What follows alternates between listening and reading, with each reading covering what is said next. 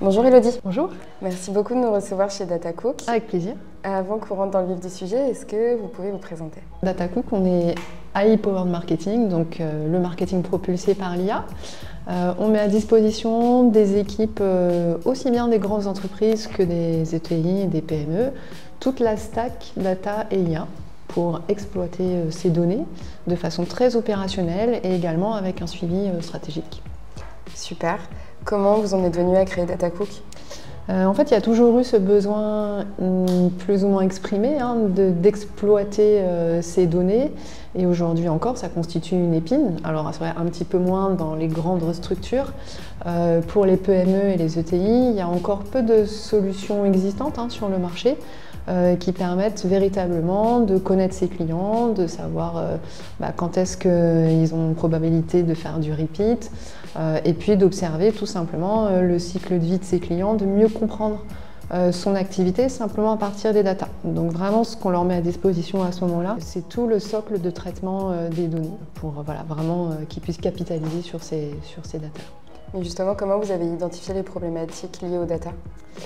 C'est des sujets qui sont récurrents avec une demande régulière de j'ai un socle de données, mais je n'ai pas ma vision client 360. J'ai du mal à identifier un même client quand est-ce qu'il revient, s'il achète sur plusieurs canaux, s'il est également sensible aux campagnes que je lui envoie, s'il y a un taux de conversion associé à cela. Nous, ce qu'on met à disposition, c'est quelque chose de très simple, qui peut paraître en tout cas simple dans l'utilisation pour les PME, les ETI qui l'utilisent.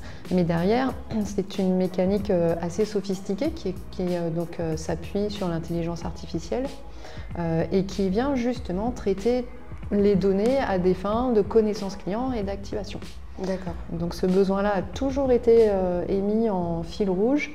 Et aujourd'hui, on a vraiment passé le cap en mettant à disposition une solution prête à l'emploi pour toutes ces entreprises. Et donc concrètement, DataCook, comment ça se présente pour vos clients? C'est une interface qui est mise à disposition de nos clients donc pour suivre tous les indicateurs analytiques relatifs à leur capital de clientèle. Pour comprendre, un client en moyenne, il achète, je ne sais pas, par exemple, pour tel montant au premier achat, il revient en moyenne tant de temps après, pour réacheter tant de temps plus tard, etc. Donc déjà, une interface analytique pour comprendre le parcours de leurs clients. Et puis en background, en fait, on s'interface avec leurs outils d'emailing, enfin leurs outils de campagne. Donc du coup, ils ont accès à des segments qui sont déjà calculés par DataCook. Alors, il n'y a pas forcément d'interface associée, à part pour le suivi de ces segments, le volume, le chiffre d'affaires qu'ils génèrent. Mais l'activation va se faire directement sur leur outil actuel. Donc souvent, ils ont du Brevo, du Mailjet, des choses comme ça pour avoir déjà quelques petites campagnes. S'ils ne l'ont pas, on peut d'ailleurs le gérer pour eux.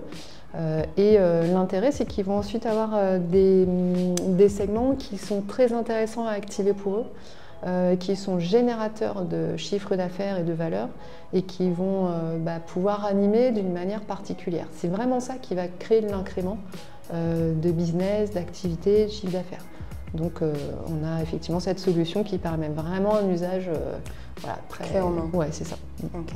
Vous parliez d'intelligence artificielle, concrètement comment ça fonctionne? Donc l'intelligence artificielle, c'est des maths qu'on a poussé vraiment au maximum des possibilités dans l'état de l'art actuel. C'est des algorithmes mathématiques qui explorent tout l'historique de comportement du client et qui, entre guillemets, apprend de cet historique. Donc, qui va être en mesure de déceler, par exemple, très tôt, si un client, c'est un futur client star qui va dépenser énormément chez vous, et auquel cas, il va peut-être falloir tout de suite mettre en place des mécaniques pour lui proposer les produits les plus chers, et pas comme à tous les autres clients, les produits standards. Très précocement, l'algorithme va être en mesure de caractériser le client et de lui affecter un segment avec un potentiel d'achat, un risque de résiliation, une appétence à telle famille de produits. Et donc d'avoir ça, c'est important parce que dès que vous avez cette information, vous pouvez animer mieux votre clientèle et vous adosser aussi sur nos conseils pour ça, parce qu'on a quand même du soutien aussi à ce niveau-là, et générer du coup beaucoup plus de chiffre d'affaires qu'avec une newsletter générale pour tout le monde. Oui. Voilà. Et de quelles données se nourrissent les algorithmes pour catégoriser correctement les typologies de clients? Alors, les données transactionnelles, c'est le cœur du réacteur, si je puis dire. Donc, c'est vraiment ces données-là qui vont constituer le noyau dur de l'IA. Et puis, toutes les données qui viennent autour et qui sont notamment par quel canal est rentré le client, est-ce qu'il ouvre ses communications email ou est-ce qu'il rebondit sur des questionnaires, ou en fait tous les signaux faibles qui vont exister autour de la trajectoire du client alimente l'algorithme, et la moindre petite trace peut être intéressante. Donc pour aller juste un tout petit peu plus loin sur ce sujet, on appelle ça une combinaison de signaux faibles, ou certaines combinaisons de signaux faibles qui, pris individuellement à l'œil nu, paraissent pas forcément intéressantes. C'est la combinaison en tant que telle qui va constituer un signal fort, pour se dire, ah, en fait, voilà, ce client-là, tu ne le vois pas à l'œil nu, mais en fait, c'est un client pépite. Et si tu l'animes avec des produits très particuliers, tu vas attirer le maximum de chiffre d'affaires avec ce client-là. Voilà. Et donc DataCook est capable d'expliquer au client quel produit il devrait mettre en avant auprès de ce prospect potentiel. Oui, en fait, donc, dans DataCook, il y a un certain nombre de ce qu'on appelle de scores. Donc, c'est des algorithmes qui probabilisent l'avenir du client sur plein de sujets. Et donc, on a des algorithmes qui prédisent le risque de churn, l'appétence à tel produit, la valeur client, et qui identifient aussi des potentiels ambassadeurs sur les réseaux sociaux, qui sont capables d'identifier des moments de vie du client, s'il y a un déménagement, un passage en retraite.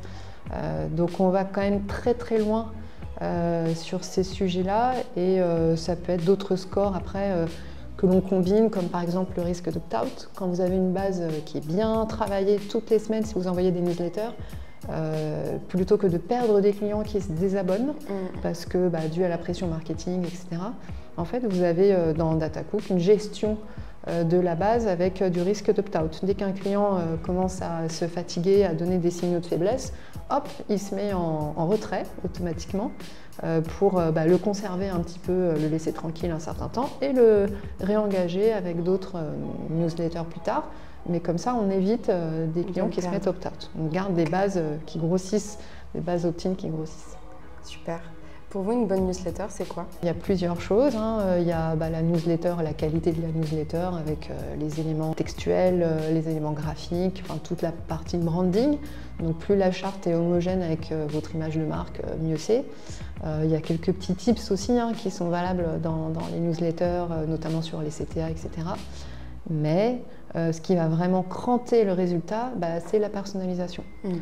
Donc nous, on le voit notamment sur des structures qui vont adresser 3 segments différents, enfin différemment, en mettant simplement un objet de mail spécifique au client. Si je donne un exemple, quand on a des opérations d'été qui partent, avec des promotions par exemple, eh bien, le client fidèle, il va recevoir un objet « Merci pour votre fidélité » et donc vous avez 10% de réduction.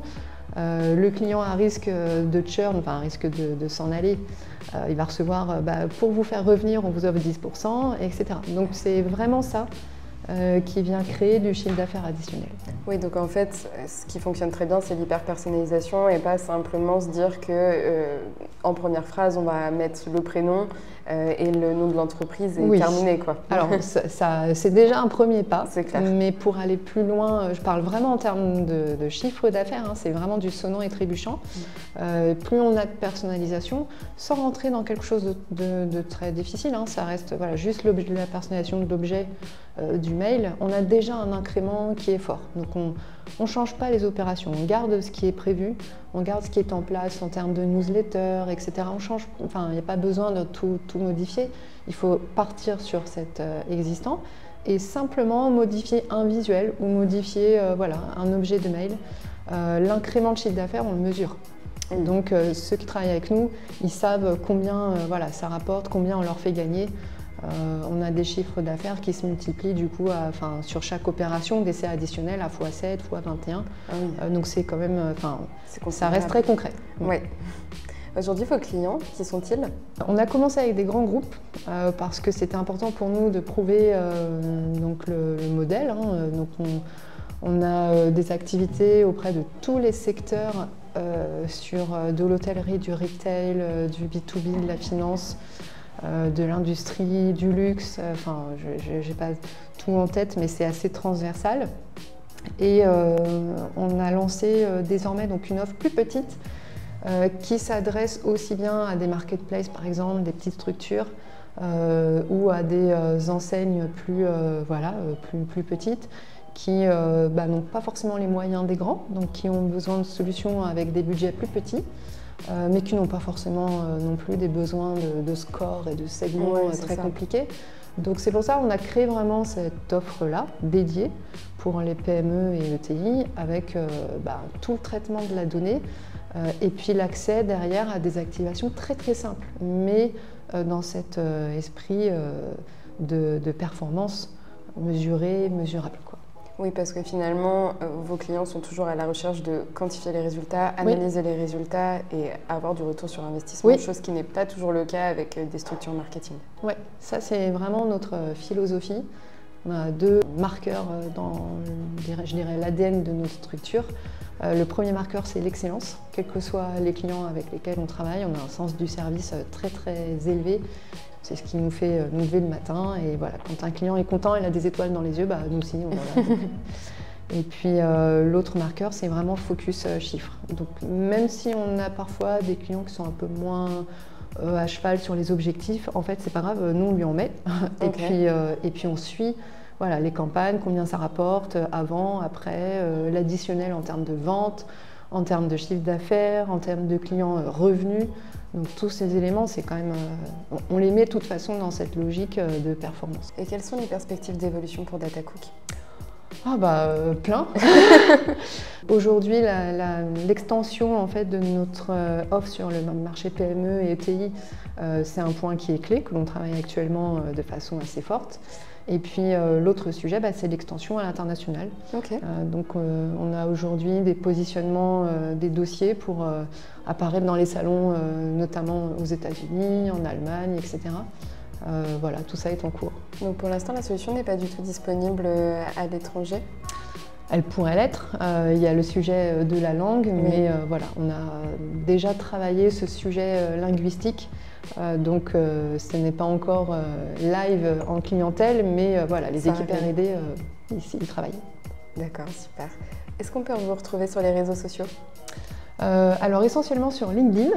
Super. Et puis après quelques autres petites vidéos sur YouTube, mais bon, je pense que LinkedIn ça reste vraiment le premier levier. Ça marche. Merci beaucoup Elodie. Avec plaisir.